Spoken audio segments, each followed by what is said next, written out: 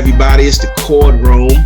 Hope everybody had a great weekend, whatever time of the day it is. But yeah, we're gonna air this on a Friday probably. So hope you had a great week. Coming into the weekend. It's your boy Teno the Great, Young Trem, the heavyweight, producing heavyweight. You know what I'm saying? Producer on the boards. So what up, dog? What you up to? I know you overseas. I mean, wherever. I can say undisclosed location. So whatever. Just still doing my thing. Riding it out a few more days before I head back home. So just chilling, man. That's how we do. Yeah, that's what's up, man. But listen, man, it's been a rough few weeks, man. I before we get into our topic today, I did notice a lot of, when DMX passed, and we're gonna get into DMX's legacy. There's a lot of fake RIPs, man. I'm getting tired of y'all doing these fake RIPs, dog. What you mean by fake RIPs, man? Like a lot of people, I feel like a lot of people, I don't think that a lot of people respects, a lot of people, the speculation, I guess the thing is that everybody think that DMX died, from smoking crack or whatever drug, which I don't think, but I don't think that DMX was, doing drugs at that time. He looked very healthy. I've seen crackheads, and DMX don't look like a crackhead. I'm just saying. But, I don't think a lot of people, because, the rumor was that he died from drugs. A lot of people kind of disrespect that. You know what I mean? Like they don't respect the way he died or whatever. You know what I'm saying? Like a lot of people, because he might have died of, smoking crack or something like that. A lot of people, I saw a lot of people posting, like, I'm getting tired of people. I think one person was saying they got tired of saying RIP to DMX because of the way he died. He chose to use drugs and stuff. Like, I'm like, yo, y'all need to stop this, man. Like, being disrespectful. I gotta stop this, man. Like, yeah, I feel like as life goes on, people are losing more and more respect for life. Period. Like, people don't respect people while they living or when they're dead. I agree with you on that. People just, I don't know, man. People just live in a lot of people just live in their bubble of a world, and so everything around them, they don't pay any mind to it. Like, it's like they could care less of what goes on in anybody else's life or whatever, or have any kind of sympathy or what goes on for anything else outside of that bubble. So, it's just the reality of some of it, of how people live, man. Some people could just be oblivious and just inconsiderate to whatever else is going on in somebody else's life. And so just in the sense of that, it's whatever. They don't care. So a lot of people, just a lot of fake. I don't think it was genuine RIPs. I don't think that people, respect what DMX has done for the culture. The sacrifices he made, for himself to get to this point, for the code that he stood on in terms of how he moved, how he, how he just always manned up when it came to how he represented, how his music was represented. You know what I'm saying? Like a lot of people don't see the difference between DMX and some of these other rappers. Like, he was just cut from a different cloth. You know what I mean? Like when it came to just being a man, you know what I'm saying? Like, and sticking to what he believed in. He never wavered. You know what I'm saying? He always stood on what he felt hip hop was about, and he never switched. And I think that with that, it's a lot of, I know for me, he did a lot for me in terms of like just understanding, like, you believe in what you believe in and stand on that. and also, you know, that you could represent God and not be perfect. True. You know, so you know, definitely just wanted to point out the fake people out there. You know, a lot of people, you know, I don't think they, me personally, this is me speaking personally. I just felt like it was a lot of people who were not just giving him basic RIPs. He don't deserve that. You know what I'm saying? He's on Pac level, in my opinion. In depth, man, with DMX, I don't care what anybody, like, everybody has their own issues or problems or whatever, or skeletons in the closet, whatever you want to call it. Nobody's perfect. But that man as an artist, I mean, well, I'm gonna break it down into two sections. One is an artist, because he was on another level, he was the type of human being he was, but one level as an artist, the man was definitely one of the best that has ever done it. Like, he was one of the truest and dopest lyricists you would ever find in hip hop, hands down. Facts. I mean, I would definitely back that and give him that claim. And number two, on the level of just the type of person he was as a human being, the dude, I mean, the dude really, like, you know, he moved you when he prayed, dude. Like, he really had his, you know, on it. He had his own personal walk with God, and anybody like that, I gotta highly respect. I don't care what you did. None of us is perfect, Right. but his, you know, his connection and his walk with God is just like something that you got to take in awe of, and something that you got to really truly respect. I'm like, when you hear him speak on this and how he talks to you regarding the word, I mean, dude, like, God was with him through those messages, and I'm like, I respect that. Like I said, like, I take more emphasis on how he spoke and what he was speaking to about in regards to God, and how he shared, you know, the word, more so over somebody like Joel Osteen any day. That's just me personally. I feel it more of a connection and how what he's saying than somebody in reference to like Joel Osteen. Yeah, I put it like that. Joel Osteen, any Creflo Dollar, anybody like that, I would take what X would say and speak on it over their message about the Lord any day, and believe it more from him than it will from them. That's just me. That's just being real. That's just being real, because you see that you felt it with him. That's true. There wasn't no prosperity gospel or anything like that. It was the true meaning and message. Right. And he was breaking that down.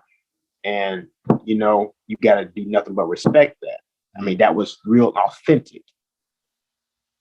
Shout out to Joe Austin. He out there. My boy be preaching. Don't pick the Bible up now one time. Hey. Nah, it's worse with Creflo Dollar, dude. He had people carrying his Bible for him to the pulpit. Yeah, you know. And the reason how I know that is because, yeah, I had family members that used to go to his church. He needed help, though. He needed help with the Bible. Just like he needed help with somebody. But you knocking him, man. He needed help. Just like he needed help with people paying for his jet so he could fly around the world. Yeah. How he gonna get from plan A? How you get from point A to point B without the jet? How you think I get to work? Whatever. I'm sorry. I apologize if I sound a little bit salty. I just have family history with it. How you gonna get to work, bro, if you ain't got the private jet? I'm just saying. I'm like, you know what? I'm gonna do it like this. If you ain't got nothing else nice to say, I ain't gonna say nothing at all. So let's keep it rolling like that. Shout out to Creflo. So listen, man. I want to set this up right as well. Definitely RIP to DMX. RIP to Black Rob. Shock G. Man, this very, very it's very sad. You know, very sad. I think about those three. And, you know, when I think about those three, I think about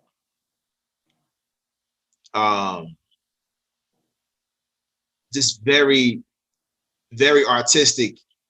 You know, they're very artistic. That they were very clever in their penmanship. You know, like you know, you think about Shock G, the way he came in the game, Humpty Hump. Um, like you Humpty Hump, but yet, you know, because Humpty Hump was fun. You know, it was something that, even though I think that one of the albums was called Sex Packets. Yeah. You know, you know, even though it was called Sex Packet, it was still like Humpty Hump was very fun. I really thought that Shock G was like Humpty Hump's twin or something like that. I remember it was rumors that Humpty Hump lost his nose in the fire. Wow. And you know, that Shock G was his twin brother. Like it was so much crazy. I remember those rumors, man. Like, you know, but very fun. The Humpty Dance was something, you know, like, and the other one, the All Around the World, that was my joint. You know what I'm saying? That one. Shock G helped birth one of the greatest MCs in this game, man. Tupac Shakur, you know, he ushered him in, and Pac loved Digital Underground. Like that was his family, that was his, you know, that was his way in the game. You know, I recall Shock G talking about how he used to shop Pac around. Wow. And nobody wanted Pac. Why not? Why didn't people want him? I don't know. I forget why he said that, but even the person that originally signed Pac didn't want Pac. Why did he sign him then? I guess because his daughter liked it. His daughter picked up the demo and started playing it, and eventually, you know, signed him. But you know, Shock G,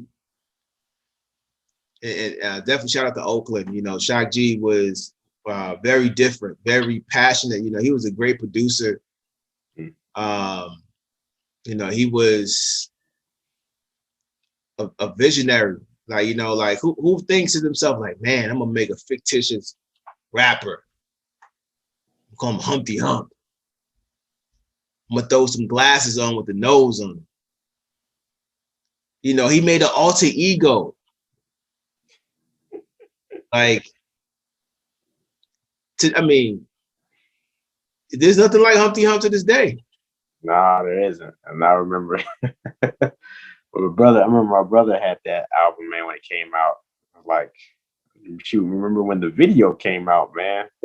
Oh man.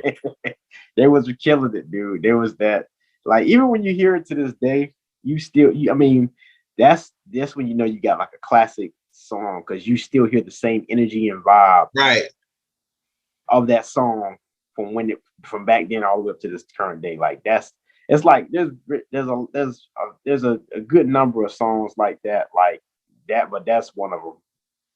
Right. I mean, you know, that's one of them. And he you know, I think it was a whole Oakland movement at one point that would make. Now here's the thing. It was Humpty and it was Hammer, you know, and it was also Too Short. Yeah. You know, and I think Oakland's and the whole Bay Areas, I think their contribution to hip hop is looked over a lot. Don't forget 40. Right, E40, all of them, you know, their contribution, that sound that you know when you hear it. When you think of Mac Dre and all of them, like when you hear those songs, like the beat, you know, I go on and on, can't understand how I last so long. You know, like that, you know, when you hear that beat, those songs like that, you know,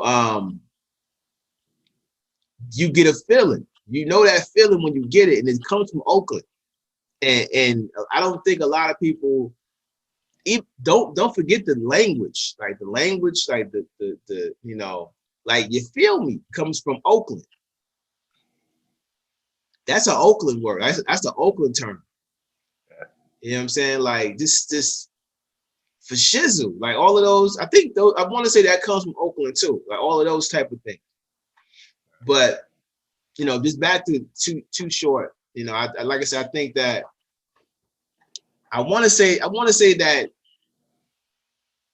that Shock G's legacy is more. It's a lot of behind the scenes stuff that he's probably done. That probably won't. People won't know about. I'm sure putting up with Tupac alone is a lot. So, Wait a minute, though. Wait a minute. But he wasn't turned up like that when he was with Digital. And I heard he was worse. He was worse. I heard he was worse when Shock G had him. He was Shock G was when Shock G had him. He was about 18. So Pac was just discovering guns. He was really discovering the streets. You know what I'm saying? Like he was worse. Wow. He was worse. I heard Shock G tell the story how Pac almost shot one of the Outlaws, both of them. So how did that take place? Because Pac had the Outlaws probably since he was like 14, since they were 14. So they, Pac, Shock G told the story about how Pac has got this new gun. And then he said, "Man, you like this?" All of a sudden, the gun goes off, and no one shot the Outlaws on the couch. So, you heard that? Yeah, it got some kick to it, don't it? He almost killed them, man. Like he almost killed them. So wow. Like Pac was like I said, he was a wild boy, man. But definitely rest in peace to Shock G. He's anybody who can do what he did, sell as much records as he did, and just like the sound was so different. You know what I'm saying? Like his beats, the way that everything was just different. So, once again, another Oakland legend. He's definitely an Oakland legend. He's going to be, his contributions are going to be respected. And, I just hope that young people go and like really dig and, find out who he really is instead of doing some generic prayer hands and RIP. Like really discover what he is, what he did for the game. You know what I'm saying? So, we also lost Black Rob. Yeah. What do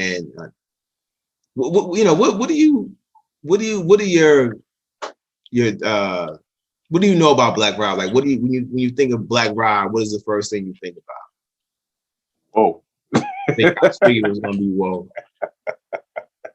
That's it, man. I'm sorry, man. Much shout out to Black Rob, man. After he came out with that album, dude, like I didn't hear too much from him. I'm pretty sure he probably came out with he had more material, but besides that album, but at the time, that's all I heard, man. That Black Rob album is a classic, bro. That was, man. That was a dope album, but that's all I remember hearing from him.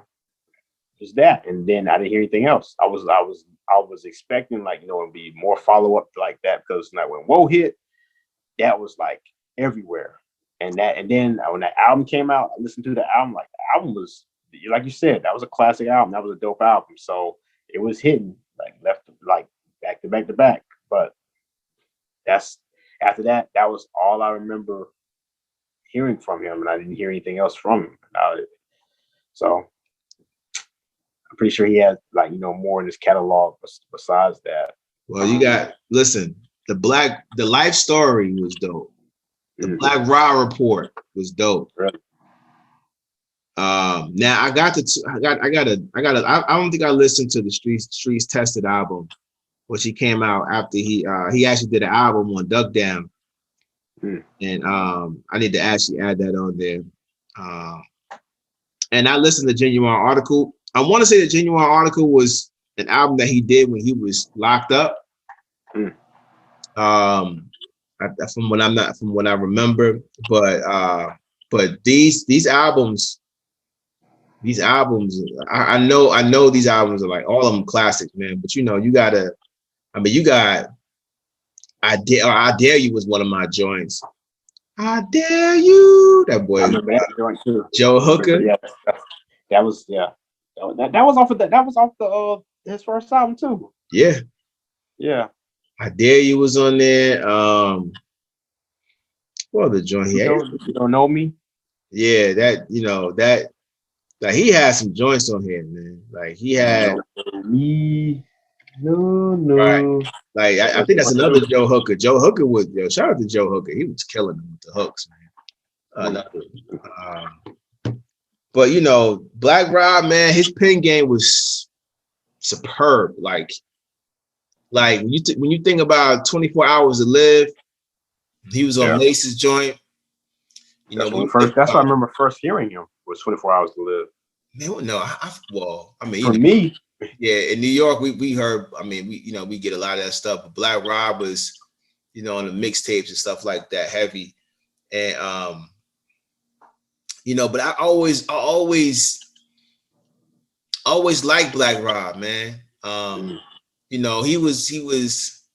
See, for me, I know with Bad Boy, that whole transition after Big died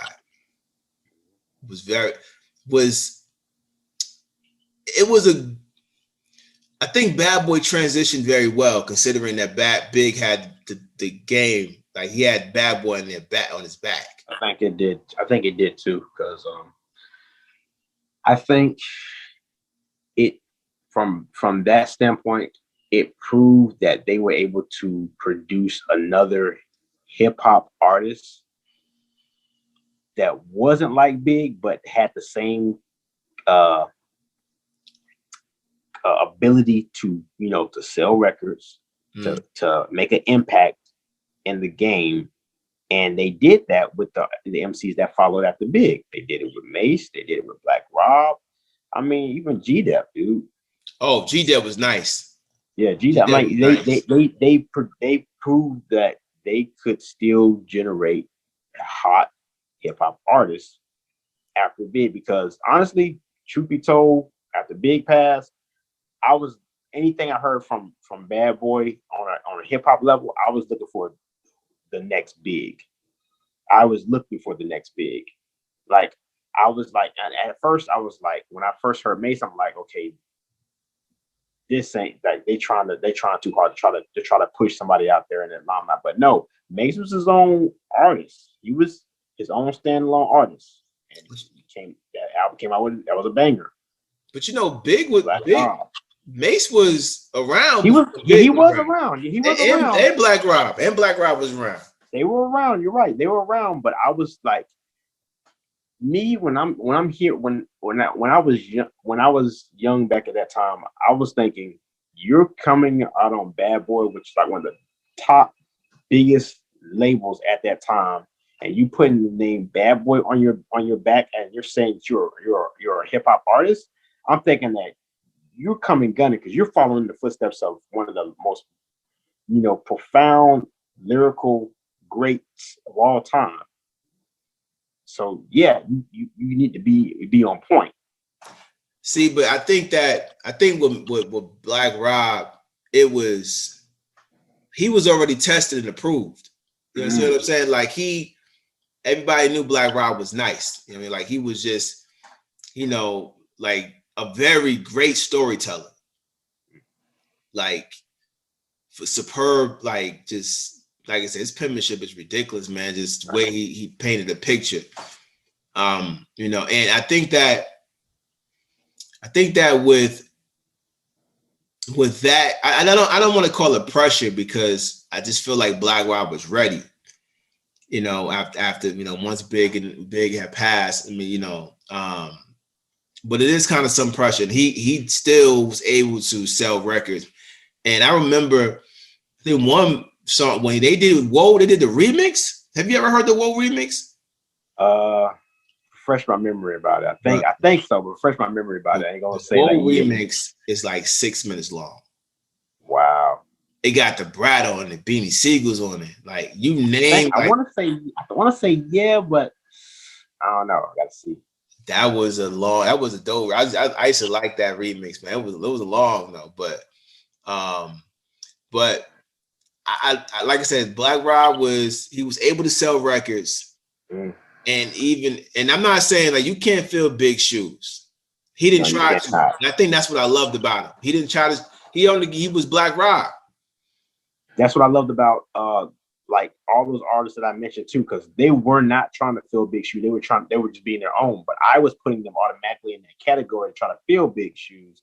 But they're standing their own MCs, and as they should. Yeah, that's typical though in terms of like just people. Like people want to replace the person who's gone because it was gone so early, but they didn't try to. So RIP to Black Rob, man. We're gonna get into it too because a lot of people speculated about him and the way he died as well. But a lot of these artists, they all like the ones who passed away, and for me, from my understanding, because they weren't shot, they weren't died, and to the point, they weren't murdered, so it had to be health issues.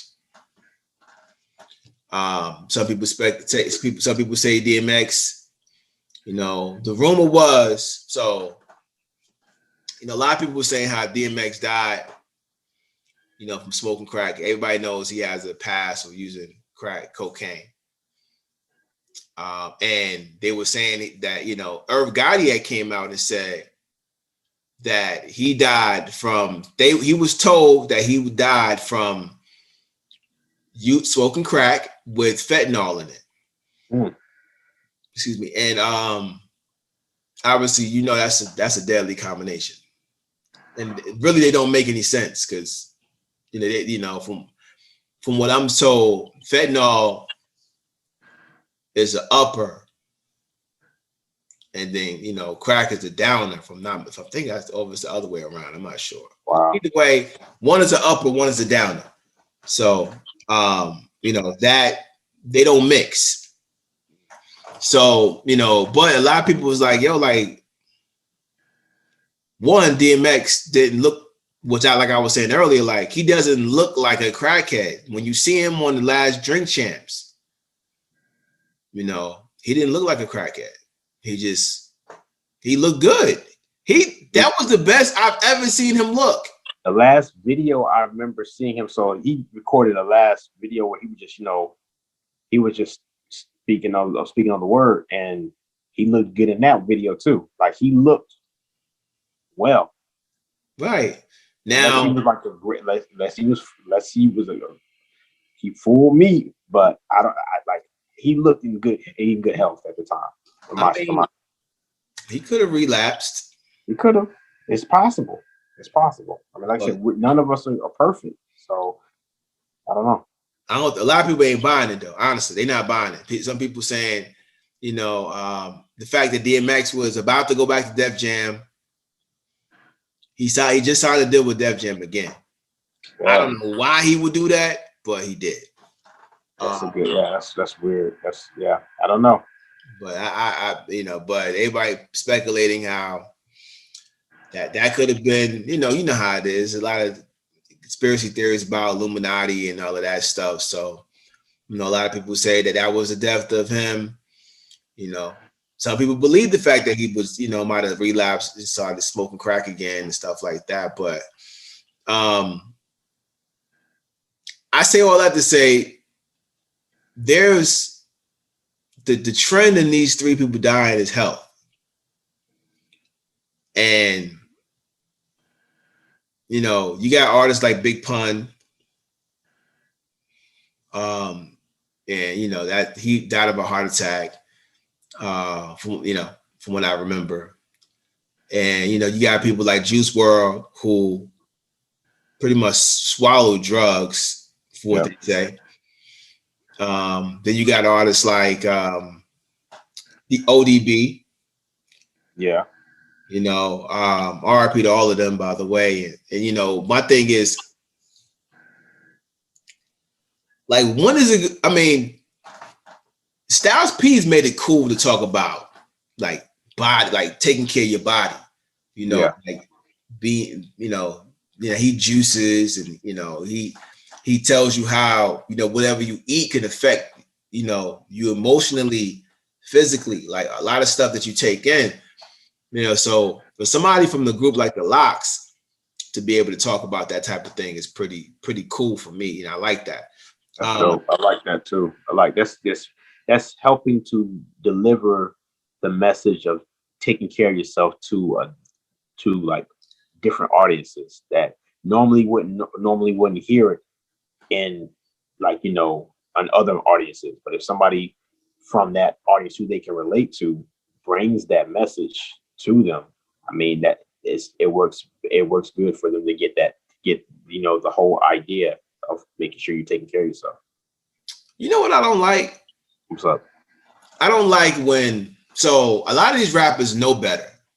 Right? Like a lot of them behind the scenes are eating good. They got chefs in their house. They probably take yoga. They probably, I don't know, they doing all the healthy things. They probably don't eat meat. They probably do all of these stuff because they got money to do it. They have money to do it. But the people who buy their records, they don't tell them this. When they get in the booth, they want to give them poison. Oh, we taking pills here, and you taking Molly this, and yeah, I smoke a pound of whatever. I do this, I do that. Party, turn your wrist, it's parties, turn up. You know what I'm saying? Like, yeah. But then they not telling them when they leave that booth, they go home to their kids and they meditate. Not giving them the real story behind all that stuff. Right. Yeah, because if you look and think about it, like there's no way that they could be turning up as much as they do in their records consistently like that and still be well to perform what they need to do and still be here. Like that stuff wears a toll on your body. So you ain't gonna be doing it too much longer. Right. I mean, but that's it though. We got a long list of people who have died from partying. The 90s era, none of this stuff was cool to talk about or cool to do. Yeah. But that's my thing. Like, you're not trying to educate people about, getting in shape and being healthy. Like, shout out to Jim Jones. Yeah. Even Big Sean. Like Big Sean, if you really listen to some of his lyrics, he's telling you, like, talking about going vegan, and he's talking about just trying to be healthy. Like, you listen to his lyrics, he'll tell you that he suffers from mental depression, like he's mental health, that he has committed suicide. Like, he's a real individual, man. And I don't like that rapper who's out there living good, eating good, taking care of their body, and then they go behind the booth and try to tell your daughter that it's okay to do these things.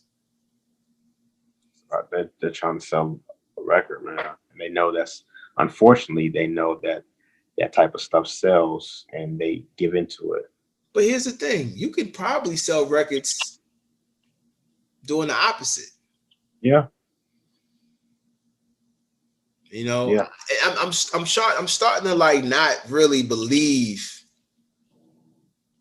this whole thing about selling records. Yeah, I have a thing of how I feel about that too, man. It's like I don't want to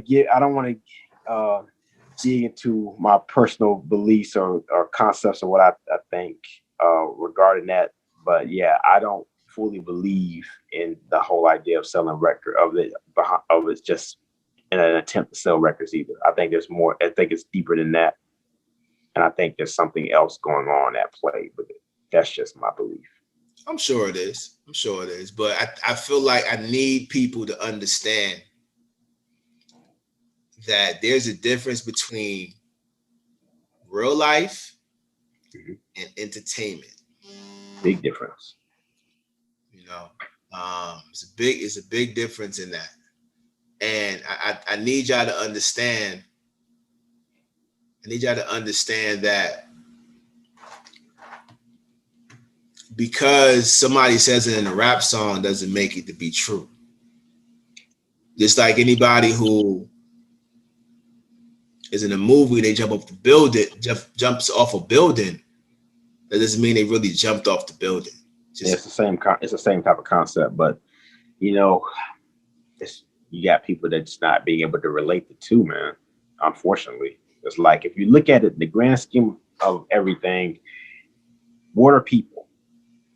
People are sheep.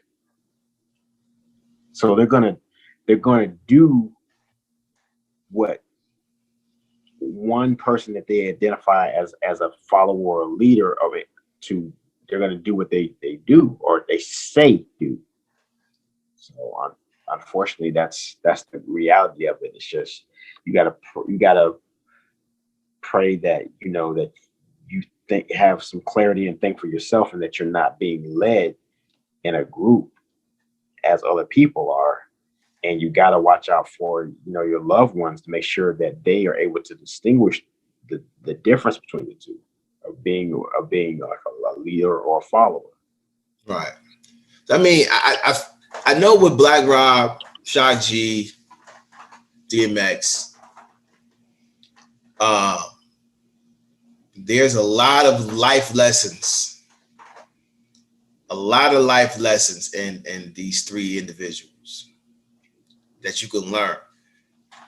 Let's not celebrate a lot of us like to celebrate death, mourn, but there are other things you can do as well with people when they pass. You can look at their life, celebrate what they've done, what's still here, or the bad things that they did, learn from that. Because a lot of y'all are going to still go use drugs, party. That's your business. Go ahead and do that. I mean, if that's what you want to do. But see, understand that there's some type of mental health issue in there. Mm-hmm. Think about it. How does it you have so many examples of what not to do? So many examples that tells you, yeah, I'm not going to do that. And you still turn around and do it anyway. True. There's something in there you should understand, because you have these examples of what not to do, and you see that it's harmful. Something in you wants to kill yourself. Because you already see the people who die. You blood and bones just like they are. Yeah, something in you that wants you to kill yourself. Honestly, that's mental health. That's a mental health issue. I mean, there's a lot of things about your genetics, genetic makeup that causes you to do these things. You need to concentrate on why you want to do it. Why you want to do these things. And that, when it gets down to the really, deeper, root of all that stuff, man, I really think that, people really need to build up their spiritual resiliency when it comes to stuff like that. You need to have some connection with what makes you whole, and what, as far as a higher power. Me, I'm always going to say that you need to have your connection, your relationship with God. But for everybody else, whatever brings that wholeness, that inner wholeness for you, you need to build that up. Because when it comes down to it, when life happens to you, you're going to resort to what's at your core. And a lot of people don't have, that built up strong enough. It's like that's that foundation, and they're going to turn to whatever is going to soothe them or think that they're going to help get them through that at the time. So you really need, it's a part of being resilient, for yourself. And I think everybody needs to build that up. That's a really core component. Right. I mean, definitely,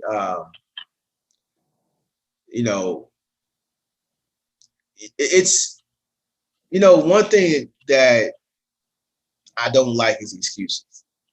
Exactly. Now, granted, listen,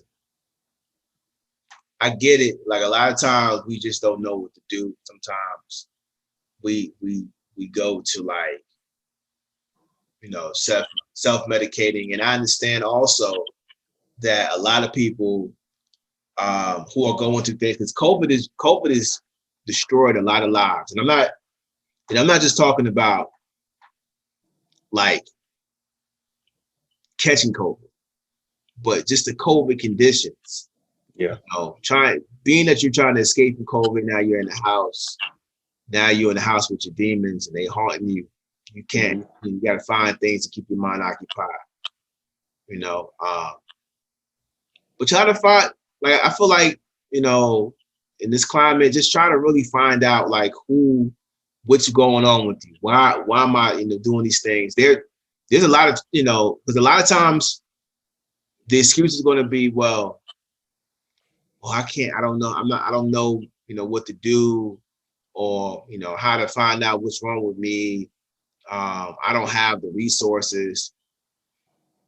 In 2021, all of the resources that in the palm of your hand, your phone, it's a lot of, a lot of time I hear people talking about, we don't have any psychiatrists in the hood. The church has been in the hood for a minute. That's true. The mosque has been in the hood for a minute. Whatever you want to go to, you can go, you can go to the mosque, you can go to church, you can go whoever you can find some spiritual guidance from. But there are people out there that want to help. But I digress, but mental health, definitely is something that needs to be paid attention, because for Black people, we already mentally messed up anyway.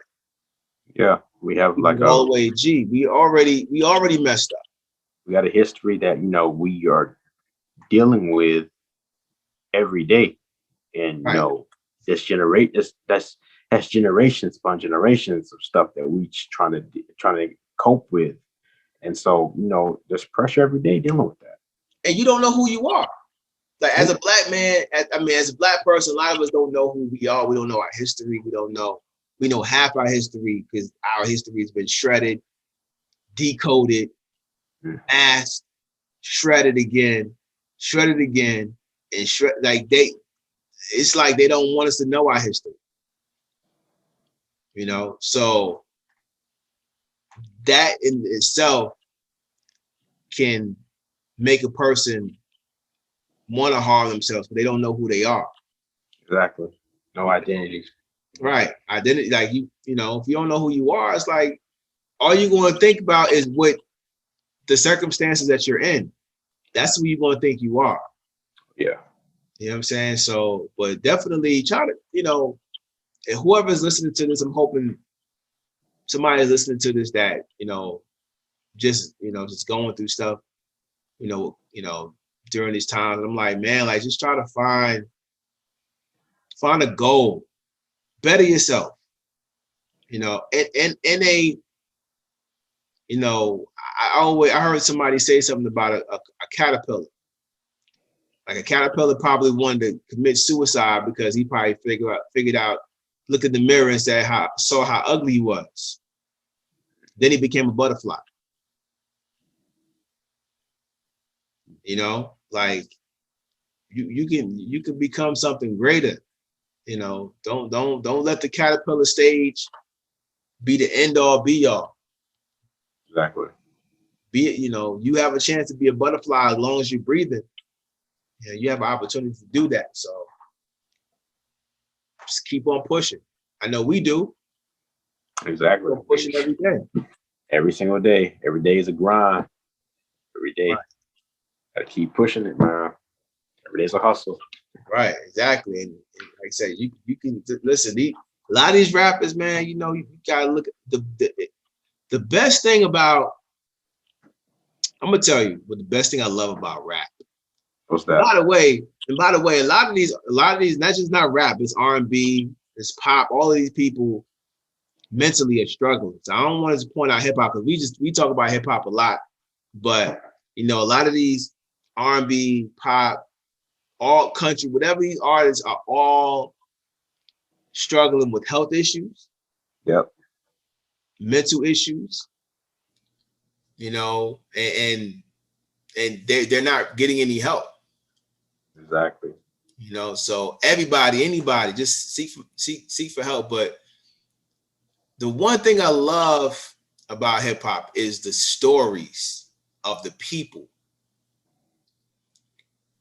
You know, What you mean by that? Like stories of the people, like what? Like break that down a little bit. the people who are in hip hop. Like you think of a Nipsey Hussle. Nipsey Hussle has, if you listen to his music, he you know, well, first of all, he's from South, he's from Crenshaw, Slauson, Wow. one of the most notorious hoods in America. He's a rolling 60 Crip. He survived all of that. It says a lot. You know, you can hear the growth in his music, the knowledge that the man had. He had so much knowledge. I'm a 41-year-old man and I listen to Nip. Nip is younger than me. God bless that man with some wisdom.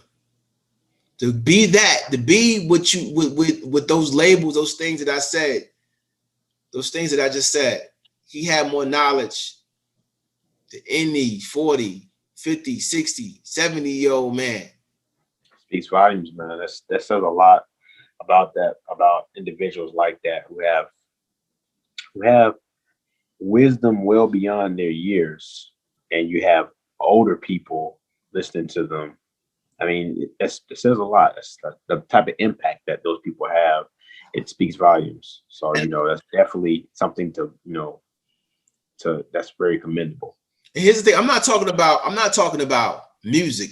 I mean, I love his music. No, not music at all. I'm talking about interviews. Yeah, I know what you're talking about exactly. Like, you know, just the knowledge, right? Like I listen to his interviews, man. But what I'm saying is that people who come from those circumstances to go to selling $100 mixtapes to, you know, being who they said they was going to be. These are the amazing stories, man. Amazing stories, like stories that people wish they were a part of. You know, that's why so many people gravitate towards hip hop, because of the stories that they tell. They could never. It's like they're like movies. They're real life TV shows that they listen to on every track, and they wish they were there. They wish they were a part of it. They wish they can be so smooth and the language. They want to be that. and that's funny, man, because I think that's what attracts so many people to hip hop all over the world. Like everybody has a story they want to tell. Right. They have their own story they want to tell. They want to add to that narrative. They want to share their story with other people. And to me, I feel that hip hop allows them to do that in their very own unique way, as opposed to a lot of other musical genres. Like hip hop is got so many layers that's has changed over the course of time to how people express themselves, and they still label it as hip hop. You can't, I can't sit here and say that that same type of way is done in in all these other genres like pop music or country or whatever. Not saying they're not able to tell their stories, because those genres, country got some good stories. Country has some good stories, but to be able to tell them how you want to tell it, like you can look that how you think we have uh trap music? How you think we have boom bap? How you think we have drill music? There are all these different types of genres. Like West Coast, it's like they all put their own kind of spin on it, and they make it their own. It's like it's however they want to tell it, but it's their story. But I say all this to say this: rap comes from nothing, right? True. And we took something and made it a global genre, right? Yep. Now a lot of these artists come from having nothing to getting money, but a lot of y'all dying broke. Mm. A lot of these rappers are dying broke. Unfortunately, that's the bad thing about it. From what I understand, and this is just from what I understand, Pac died broke. Mm. Pac is worth probably about over $100 million now. You gotta say allegedly, man. From what I understand, allegedly, Pac died broke. Right? Yeah. I think they said he died probably maybe $5,000, something like that in the bank, something like that. Man. Something like that. I'm not, like I said, allegedly. They say DMX died broke. Mm. Black Rob died broke. So I say allegedly, but I think that's true. I got a question. Do you think that there's a connection somewhere in the mix of people their financial stability with their mental and physical health? Do you think there's a connection some kind of way with that? Is in a sense? Probably because they're not able to, as far as the mental part, they're not able to focus on what matters. True. They're distracted. True. I agree with you on that. Like, honestly, I feel that the most important things that we should really that we should take to heart, like loved ones, family, and stuff like that, and just being just a good person in general. But yeah, I feel that you're right that when you have things that come in mind, like your financial well-being, mm-hmm. that opens you up to whatever, just to make sure that you're trying to put that intact. You're always thinking about what's your next move in regards to that. Right. And for the physical part, a lot of times the physical part is like, when you exercise, you eat right, you got to hustle in you. You got to, or when you're young, because you understand, like when you're young, you can eat whatever you want to eat. Oh yeah. You got a lot of, your body, like you said, it's that new car. You know what I'm saying? It's running. Mm-hmm. And when you get when you start turning like 30, 40, you got to take care of your body a little bit more. And when your body starts to run down, your mental is not there. You know what I'm saying? Like you're not as sharp as you used to be. You're not as focused as you used to be because you're not exercising. You're not eating right. I noticed that in my own personal life now. Like when I exercise, like for example, I take my daughter to school every morning. Before that, let's say a few months ago, I was like, yo, like I don't want to get up in the morning. I didn't want to take her to school. I'm like, oh, I'm tired. When I started exercising, my eyes opened up. Let's get it. Get these clothes on, come downstairs, get her stuff, get her vitamins and everything ready so she can take them. Let's get up out of here. Got a lot of energy. Before that, I didn't want to get up in the morning. See, you don't have that get up and go. You know what I'm saying? That energy, like let's get it. You don't have to hustle. Cause your body, see, like you ain't got it in you anymore. That you did, like you did when you were young. Yep. So yeah, the financial part definitely, as far as like their health and mental health, like it affects them. And then you might when you were younger and when you were sharper, you might have made a lot of money, but then you might have a little bit that you chilling on that might be constantly coming in, but you can place it now. You ain't, you know what I'm saying? Now, I'm not saying this is everybody, because there's probably some unhealthy people out here that's getting it. But just generally speaking, that's how I feel. But yeah, a lot of y'all dying broke, man. A lot of people dying broke. And I just want to say one thing, man. Shout out to Earn Your Leisure, man, because those brothers are definitely on a mission to try to help change that narrative within our community. So stuff like that is well needed within our culture, as opposed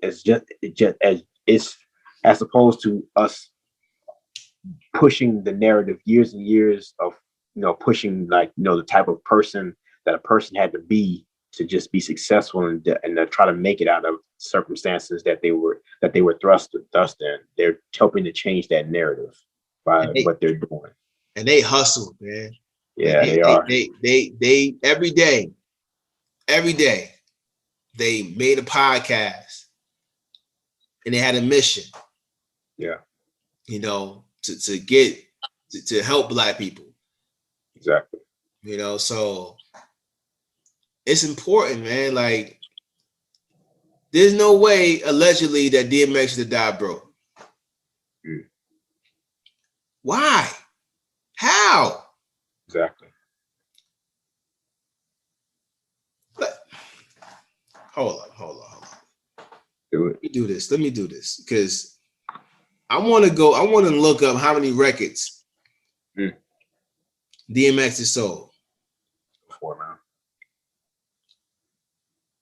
Because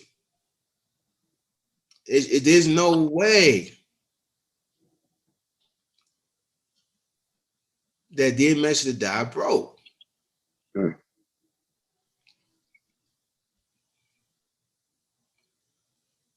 Worldwide, DMX sold 74 million records. Wow, dude. That's wild.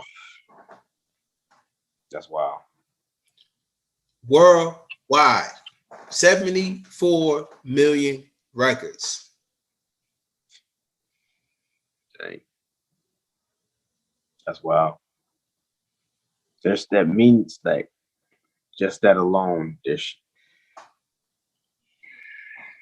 there should be some peace of mind to an artist like that, where they should be at a good place, financially, saying like, you know what, I'm good, my family's good, I have something from that. But you know what? And at the same time, we don't know what kind of deals he was signed to. But see that, but that's the thing though. Like, here's one thing I understand about music. What's that? It's always somebody waiting to jerk you. Yeah. Yeah. And that's something that, I got it, me being a producer myself, something that I gotta make sure I'm aware of as well. So like it ain't easy. Here's the thing about the jerk. What's that? You always get something out of it. You Good or bad, you're right. You are right. You're gonna get something out of it, good or bad. Right. And when you get treated like that, you know, we have too many examples of people not treating their money. It don't matter how small of amount of money you get. You have to know how to manage it. That's important. You know, that's really important. Take that money, go buy some land, do something. You know, don't treat your money like that, man. Like, we understand you got jerk, cool. Go. I don't know. Go pay your credit off. Go. You know what I'm saying? Make sure you get your credit score straight. Hold up, and shout out to of course, people like Budgetnista for sure. People like that. M500, MG the mortgage guy, Wall Street Trapper. People like that. Big shout out to all of them for putting people on game to try to let you know what to do with your money and how to manage that. So yeah, man, big shout out. Yeah, I mean, even though you're getting jerked, you're around rich people. Yeah. Learn from them. Like, I think Jadakiss said something like, yo, I don't know how to, like, I think he said something to the extent of like,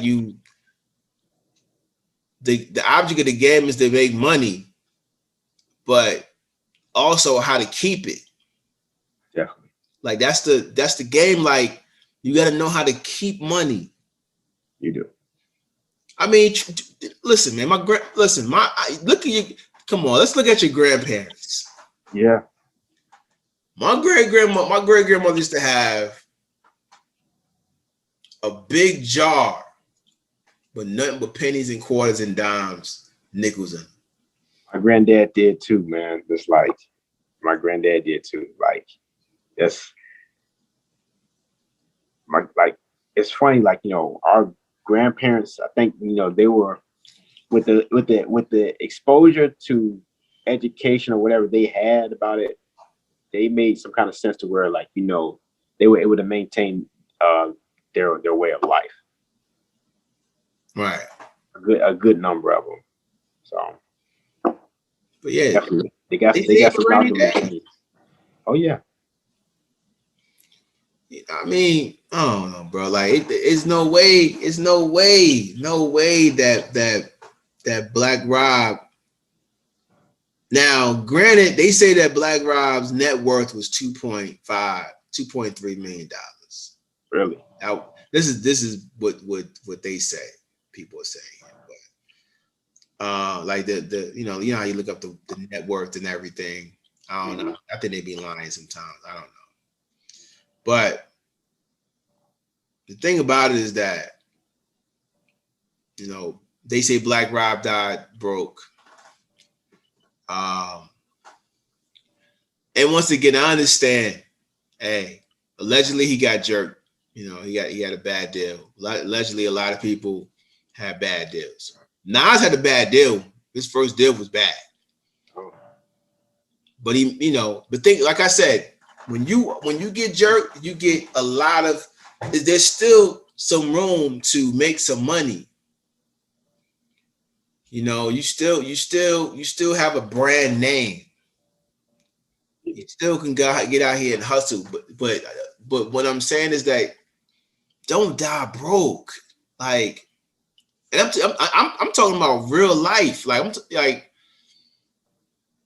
always find a way to make some money, especially if you got kids. Like, you got a legacy. Exactly. We got to find ways, Black people, like all people. You got to find ways to try to make a living, man, and try to build something for your kids, because At the end of the day, they didn't belong. They didn't ask to be here. DMX got 14. Was that 14 kids? Yeah. ODB got how many kids? ODB had about 13 kids, 10 kids, something like that. Like, I'm sure that whatever, and this is what it is, unfortunately. A lot of these artists are worth more dead than alive. That's sad. That's a sad part about it. That's really sad. Right? Because fake people like y'all out there who don't, I'm talking to you. Feel a certain way, it don't matter. I don't care. Just saying, y'all fake fans. Y'all don't support y'all people when they alive. Y'all rather go by when they dead. How else is the person more dead than alive? How else? DMX merch about to sell out the roof. His merch about to go crazy. Yeah, I read that too. Yeah, because he's definitely up in his streams. Definitely up in his streams ever since he's died. What's wrong with y'all, man? Like, once again, you celebrate death and don't even know it. People dying and you ain't supporting them while they living. Wise person said, people always don't get these flowers when they can smell them. Kanye had a good gym right there, man. Man, it's crazy out here, but a lot of people dying broke, man. A lot of people signing bad contracts. I know we were talking about this the other day, but I was talking about who was it I was talking about? Young Dolph. Shout out to Young Dolph. I was watching the $1 Million Worth of Game episode. I didn't get a chance to finish the whole thing, but he was talking about, like this whole time he's been major and he got a chance to sign. He's been independent. He got a chance to sign with a major, and he turned it down. They said why he turned it down. Were you able to get deeper into that episode at the time? Nah, I think that he felt like if they gave him $24 million, and he turned it down because he felt like he could make. If you're gonna give me $24 million, I could probably make that, probably more, because you feel like I'm worth that. Yeah. So what's the difference between me taking upfront $24 million and grinding it out for 12 months and making 19, 15, standing on top of his brand and letting it be to the point where he could honestly look back and say, I did this without a major. Yeah, now granted, I understand. Listen, I understand you struggle. A lot of people are struggling. They need money right now. But I would say that patience is the best virtue that you could ever have. It's the best thing you can ever have. It is. Because you could be patient and then make 5,000 here, 10,000 here, 15,000 here. But and that's the thing that I think we got to keep starting to push in our culture and just the people in general, man. Because a lot of people are so quick about making that quick buck. They're not trying to play the long money game. And in the long run, I think there's more on the back end if you play the long game than trying to get a quick, easy buck. Right. So but a lot of people, it's just the mindset people try to have, unfortunately. You can't trust these, man. You know what? Listen, don't listen, man. If you're selling 74 million records, have something. Exactly. Have something. If you're gonna have all these kids, have something. Don't die broke, man. Like, come on. I know we can't take it with us when we gone, but at least you can leave something for the people that you left on this earth that didn't ask to be here. Exactly. Oh, man, like, I mean, why do you think people dying broke? What you think? People are, my honest thing, man, I think people are so caught up in trying to live now. And I'm sorry, I don't mean like people. I'm speaking about like these artists. I'm sorry, who are I think these artists are trying to, like, they're so caught up into what's going on now, they're not thinking about tomorrow. They're trying to live, life at the seat of their pants right now. Like, life is happening to them right now. Like, they got whatever going on, they're trying to live it up right now. So the idea of thinking about, like, that there is a tomorrow, it's just my belief. I don't think a lot of people are taking that concept into consideration, that, what about tomorrow? And even if it ain't no tomorrow for you, what about your loved ones or your family? Because out of the grand scheme of things, the least, I would say the least that all of us could do is to at least think about,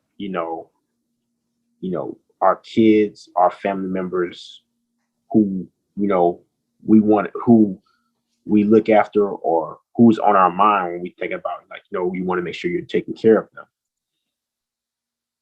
In my mind, and like, to me, that's my tomorrow. That's my tomorrow. No guarantee for for me, but my tomorrow is thinking about what's going on as far as, like, what's going to happen. God forbid, if something happened to me for my child, then what? Like, right. What have I did enough to prepare for for them when I'm not gone? Because here's the thing: not only y'all die, these artists die broke, but how you not gonna leave a will? AKA,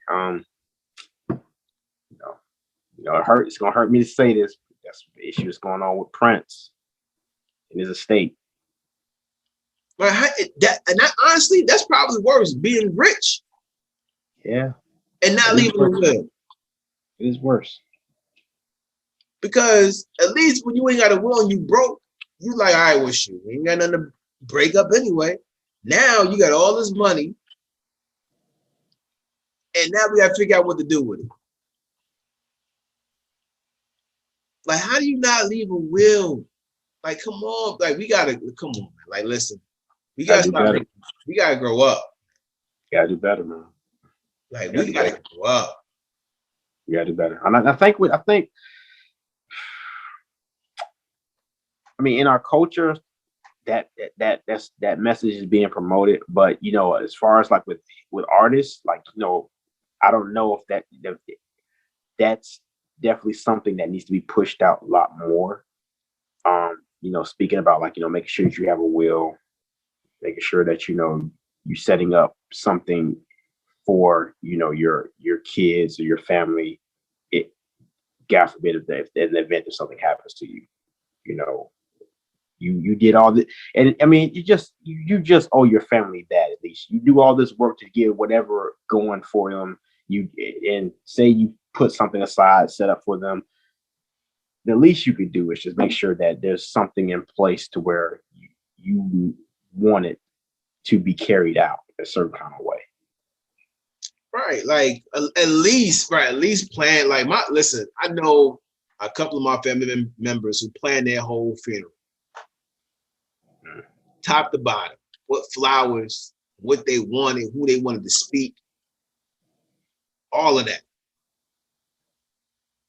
Like, that was important to them because they didn't want, when they were gone, they didn't want a bunch of confusion about what they wanted. What would grandma want? What would uncle want? What would this? I'm telling you exactly how I wanted to go down. I gotta add this, man. As a side note, They ain't want to be there like James Earl Jones and Coming to America too. They ain't want to be at their funeral. Hey, he died the way he's supposed to die. You know what I'm saying? The way he wanted to die, like a king, standing up. They ain't want to see their own funeral, man. They ain't put that in there. My man, listen, my man died standing up. Listen, everybody died laying down. You want to be a G died on his feet. He wanted to be a G about to switch it up for real. Exactly. He wanted to bring something to it. That's how you go. On your own terms, he said, I'm gonna die now, son. He was a king. I'm gonna die now, son. You take care of me. I'm out. Take care of the kingdom. That's how you do it. I was cracking up, but I'm like, that's how you go out, like a G. King that you are, man. I'm just saying. That's how you do it, man. You don't die broke. No, you don't. You don't die broke. Kings don't. Like, yeah, that's the thing. Like y'all saying, y'all this, y'all that, all of this, man. You know, once again, I'm speaking about rappers. It's a lot of rappers braggadocious. It is. It's very braggadocious genre. But y'all bragging on stuff, but they ain't taking care of business. Nip took care of business. Exactly. And just keeping it in the buck, man. Not against rap. Not against rappers. But we are against those thugs. Thugs. Shout out to both thugs, man. Thugs that don't take care of business. that don't take care of their kids. You out here skeeting and beating, and you ain't taking care of your kids. Mm. I think they're really caught up. A lot of rappers, man, a lot of artists are caught up into now. They're living day by day for now, and I'm pretty sure their mindset is like, well, how am I gonna get this? And how am I gonna get that? And I think, and I also think that, you know, a lot of them know what to do, but the idea of handling it right now and in the present is beyond them, because they're thinking about, like, you know, well, when I get XYZ or whatever, then I can handle that. But first I got to get this and get that. Well, let me ask you this. What's up? Is it beyond them, or are they scared? That's another thing too. A lot of people don't like talking about, you know, about death, or the fact that, like, you know, when they're not here, they don't want to imagine that. A lot of people don't. It's uncomfortable. They don't want to handle the fact that all of this stuff that they work for, or they don't want to face the fact that all the stuff they work for, all this, they get to this point, got all this money, and it's all gonna be gone one day, and they ain't gonna be able to enjoy it. And somebody else is gonna be able to enjoy it. That's true. The reality is, you know, reality is a hard pill to swallow, man. You gotta be like Nip said. What Nip say? I'm sorry, I brought up Nip a few times, but I'm just saying he's a great example for y'all. I feel like Nip was placed here to be an example for this new generation. Mm. He said, I got 100,000. He said, I got $1 million on my flesh. Y'all don't know what he was talking about when he said that. I think it was $1 million or something like that. He was saying, I'm life insurance. I'm insured. So when I die, my family taken care of. Dope. That's what he was saying. Like y'all listen to that was that singing his lyrics. Like, that was dope. Hard. But he was saying he got $1 million on his flesh, and I might be saying this wrong, but I know he said it to something to that extent. Meaning, when I die, this flesh is worth $1 million. The flesh, this I'm already insured. I'm good.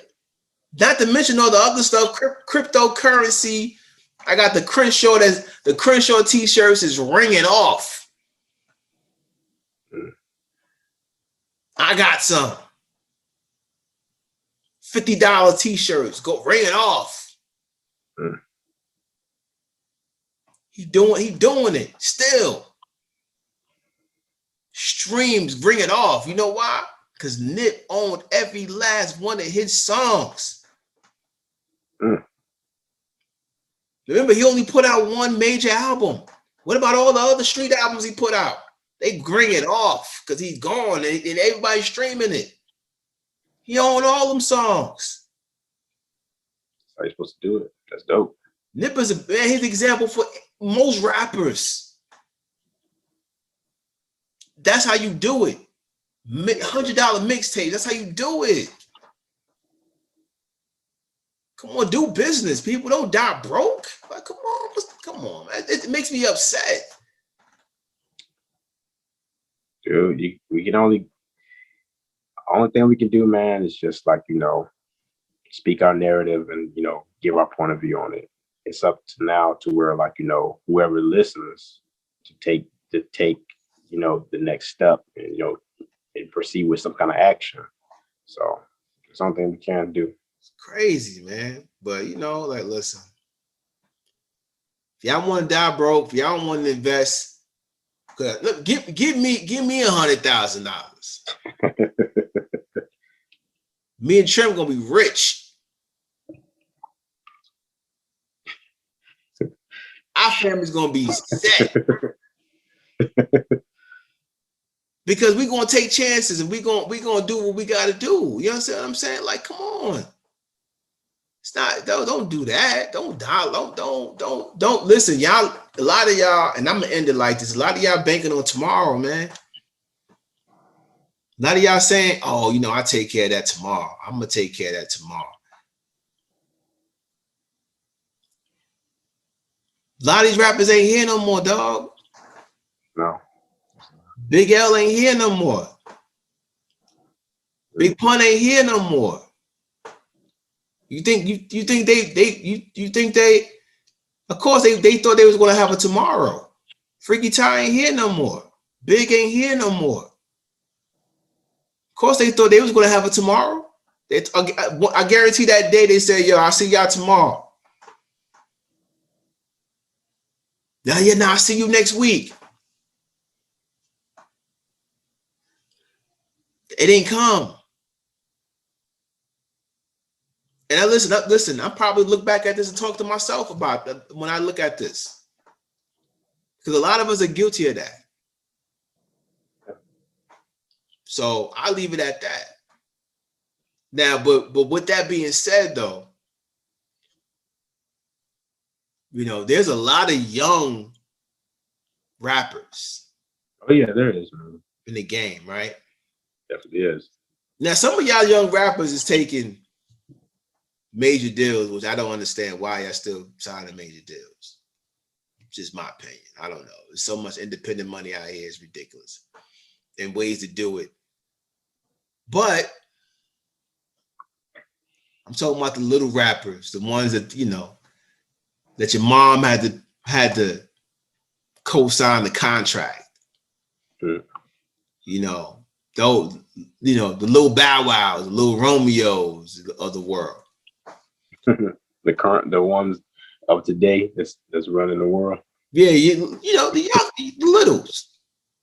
If you're gonna listen, if you're gonna sign a major, let me ask you this, Jim. What do you think if a young kid, 9, 10 years old, 11, 12, 13,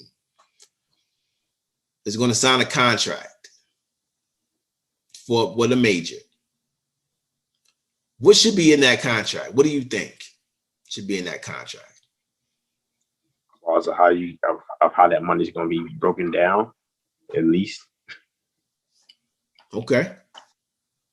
And making sure that it explains it. I guess it lays everything out for you. But I would say, with anything, make sure you got a lawyer with you and present before diving into that. But think about this. I want you to think on this track here. What's up? On this wave. First of all, it's already a little suspect that this kid is about to operate in an adult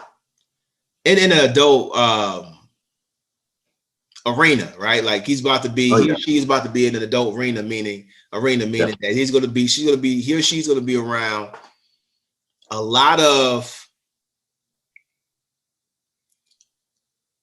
money and a lot of people, adults who want to make them stars, and they're going to be put in positions where there's going to be a lot of dangerous things around them. Definitely. Drugs, and this is just the reality of it. This hip hop, rock and roll, all of that is no different, right? Nope. But you might move safe with this young artist, cool.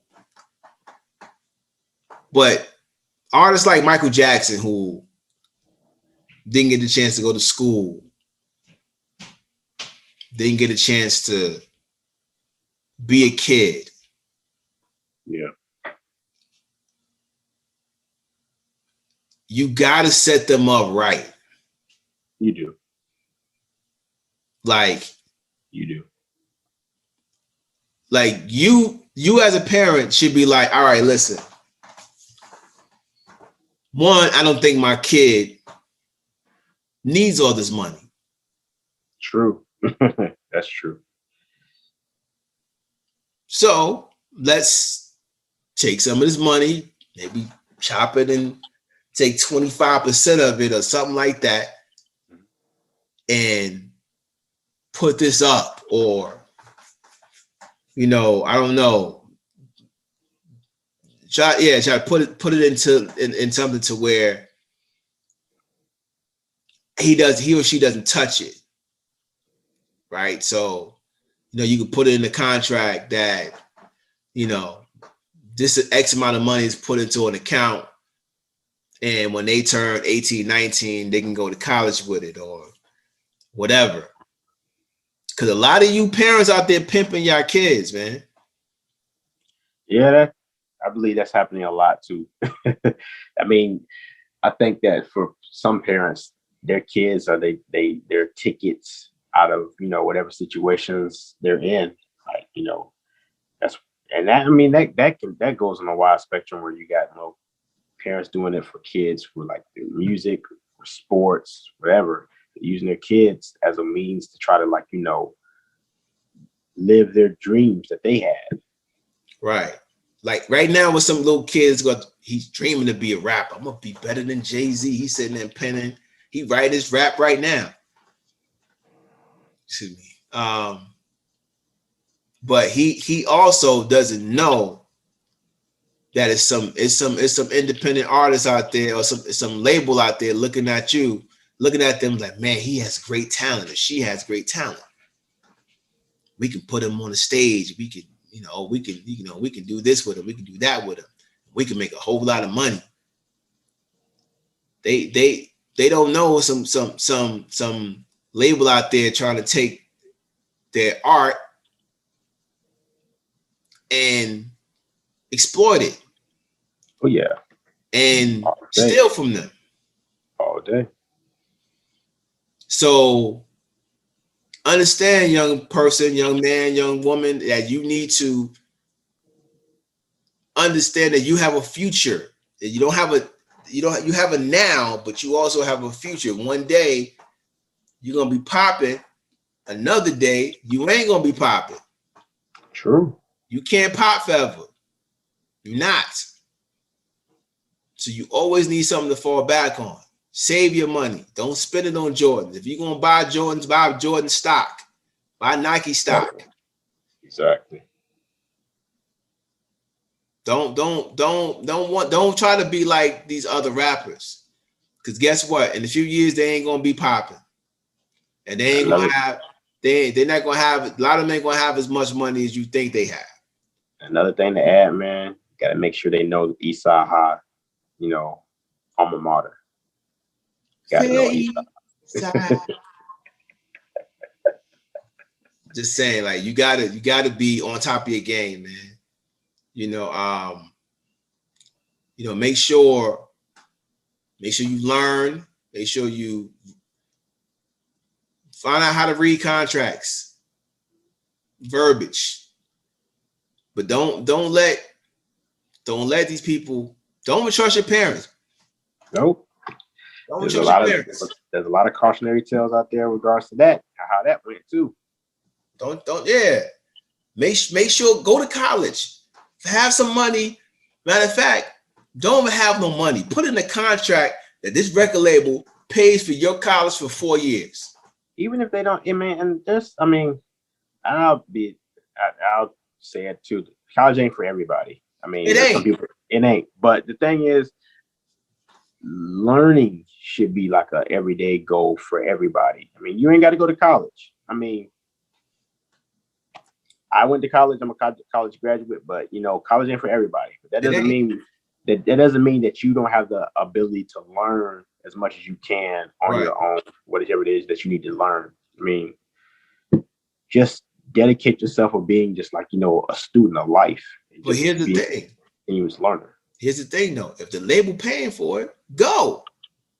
Yeah, if it's given to you, that's what I'm saying. Go have them listen. Pick up a degree on them. Exactly. You ain't gotta pay for it, or or have them pay. Like I said, I would have them pay for my because here's the thing. You don't know whether or not what you're going to be in that next 8 years. Like if put in there, hey, if I don't go to college, then X amount of money should be taken out of, or whatever how you want to structure it. But think of some creative ways. 25% of this for everything goes into this, and when I turn 18, 19, 20, or 21, I take that money and I can do whatever I want to do with it, build a business, whatever. But plan, if you're going to sign with a major, which hey, if you want to do that, that's fine. But just make sure that these people, listen, they're gonna be rich forever. These labels, have them pay for your college. Exactly. Get a degree on them. Get something on them. Because they try to exploit you. What you think they love you that much? Nah, it ain't like that. I'm pretty sure it's never gonna be like that. But yeah, that's something we're saying, man. Just make sure you're just aware to just take the initiative and just life in general. Yeah, what y'all gonna say. I'm telling you, bro, but I also feel, and this is just not just young people, but in all contracts, I feel like health insurance is important, because there's no health insurance in music. So I feel like there should be some type of health insurance. I know they have health insurance in what is that? SAG, I think, has a certain type of health insurance, but I think that you got to be in a certain type of movies or gross a certain certain amount of money to be in this health insurance. Don't quote those that don't know. That's a legend. Those that don't know SAG, Screen Actors Guild. Yeah. You guys just make sure you're aware of that. Yeah. So, the actors have an opportunity, but the artists, they don't have any insurance. Mm. Not even a few trips to the psychiatrist. And that stuff should be organized too. Like SAG is taking the lead with that. They're kind of like organizing that and forming some kind of union with other actors, like building a guild. I think something like that should take place with artists as well. Just making sure that they're looking out for creatives out there and, you know, make sure they're taking care of themselves and they're in a good position to, like, you know, help support them. Because I mean,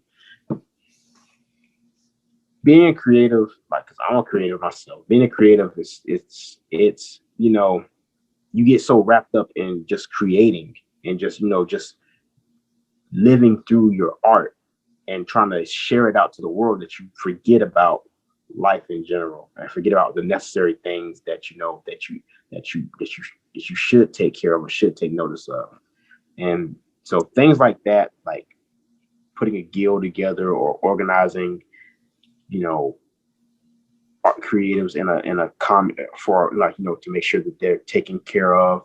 I think that's a good thing that, you know, that really should happen, like in music, if like, you know, and making sure that, you know, there's support for creatives like that.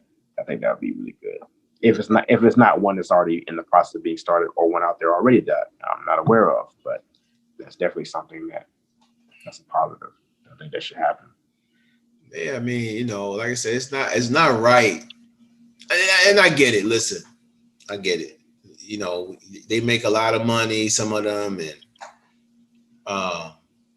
you know, a lot of them they probably take, you know, get their own health insurance. But why should they have to, you know, there are other people who make a lot of money and get health insurance, you know, medical leave and, you know, stuff like that. Like, come on, man. Like, you got to take care of these people who entertained, you know, millions and billions of people, especially hip hop. Especially because And the reason why that's around the world. I mean, that's made such an impact around the world, man. So I think more effort should be sent out to making sure that those artists are taken care of and are in a better space. And the reason why I say hip hop is because hip hop is the youngest genre. Mm. The people who created or birthed hip hop are still alive for the most part. And I always wonder what Kool Herc does on the daily. Like, what does he do for a living? He created he helped birth one of the biggest genre in the world right now. What does he do for a living? How does he make money? How much money does he have? You know, you know, I believe he deserves more than whatever he got. I believe he deserves more. You know, you think about Melly Mel and Grandmaster Flash, the whole Furious Five, and a lot of other artists. You know who, and I'm not saying just speaking in general though. A lot of the break dancers, a lot of people, like, there's different layers of this culture. That's hip hop too, man. Yeah, definitely. A lot of the spray painters, like these, you know. That's all contribute. That's all part of hip hop. And actually, shout out to Swiss Beats because I believe, you know, there was talk of him wanting in an effort that he was working on putting something like that together to take care of the legends who came before, you know, the one, like, you know, that came before all the ones that we know now, like, you know, making sure that there's, you know, something in place that takes care of the legends that helped us to birth hip hop. Before him, I heard Nori talk about it a lot. Yeah. Nori went on the Drake Champs in the early years of Drake Champs. He was talking about a hip hop union. Mm. You know, hip hop having a union to where, like, if DMX dies, the union takes care of everything. Yeah, and then shout out to, like, you know, I heard Jay-Z and Beyonce stepping in to buy his royalty. Yeah, allegedly buying his royalties and giving it to his kids. Because his kids say they said it's not true. Really? Yeah. Wow. Okay. Yeah, allegedly. Right. Allegedly. But yeah, but I mean, but the idea of that, you see, a union should work to try to control that, make sure that that's taken care of, and making sure that, you know, his family won't have to worry about that. This is what I feel. That's what I feel like a union should make sure that something like that's in place. Like something happens to an artist, they gave, you know, their life's work to making sure they share their art with the world. Something needs to be in place that takes care of their family and loved ones the moment they go, and something that makes sure that the art that they created is still, you know, giving back to their family. That they don't have, their family shouldn't have to worry about that. Automatically, it's, you know, it's handled. I think that's a good move. That's something that really needs to happen, period. Especially in hip hop. Right. Especially hip hop. And you know, at the end of the day, you know, there's a lot of genres out there, a lot of music, but we got to take care. I mean, at the end of the day, we got to take care of each other. Exactly. Because these majors and these other people, whoever, they're not out to take care of you. Mm-mm. They're not out to take care of you. So you know, all you up and coming artists, really, like I said, if you want to sign a major, that's fine, but structure that thing like to where it's like it is going to benefit you in the future. Because you're doing all the work. They ain't looking for the artists that can really work on their own. They ain't got to do much. They might already come with a production team, so the production team handling that. All they doing is trying to wait till you're done with it. And real talk, they don't even care if it's quality. They just doing whatever. So, but you know, that's you know, that's the gist of it, man. You know, like it's just one of them things. So, you know, just take care of your business. If you don't get nothing out of this, just take care of your business. You know, and if you take care of the business, you know, in the beginning, it'll take care of you at the end. So that's all I had to say in this podcast. Yep, and in the words of Janet Jackson, you know, get the point. Good. Let's dance. Whatever that is. Hey, Rhythm Nation, man. Rhythm Nation. So shout out to Kendrick Crump. We just finished doing that podcast. That's pretty dope. We moving, man. We getting better, we growing. You know, we getting better, man. So we got more podcasts on the way. We got the collab. You know, we got D-Vision Radio coming probably in the summer. You know, shoot, man. We putting out a good little bit of material, man. I agree, man. Like I'm moving this water. My material is about to materialize in a few minutes. And so listen, it's Teno the Great. It's young Trem, the heavy Trem. Your boy Trem. Listen, don't die broke. Get money. Good night. Good afternoon. Good evening. Good luck. Good luck. Got to, man. Whatever. We check y'all later. It's the Chord Room. We out.